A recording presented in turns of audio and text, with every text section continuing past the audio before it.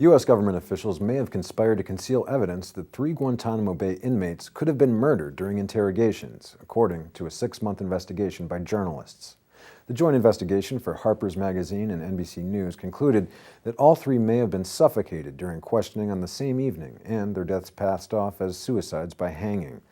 The magazine also suggests the cover-up may explain why the U.S. government is reluctant to allow the release of Shakir Amer, the last former British resident held at Guantanamo, as he is said to have alleged that he was part suffocated while being tortured on the same evening. Scott Horton, the contributing editor for Harper's who conducted the investigation, said, quote, "The cover-up is amazing in its audacity, and it is continuing into the Obama administration."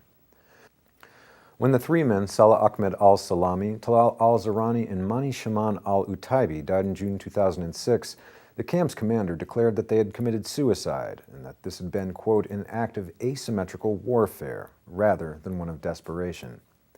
According to an official inquiry by the U.S. Navy, whose report was heavily censored before release, each man was found in his cell hanging from bed sheets with their hands bound and rags stuffed down their throats. However, Horton spoke to 4 camp guards who say that when the bodies were taken to the camp's medical clinic, they had definitely not come from their cell block, which they were guarding, and appeared to have been transferred from a black site within Guantanamo, operated by either the CIA or a Pentagon intelligence agency. The guards say a senior officer ordered that they not contradict news reports, which would say the men hung themselves.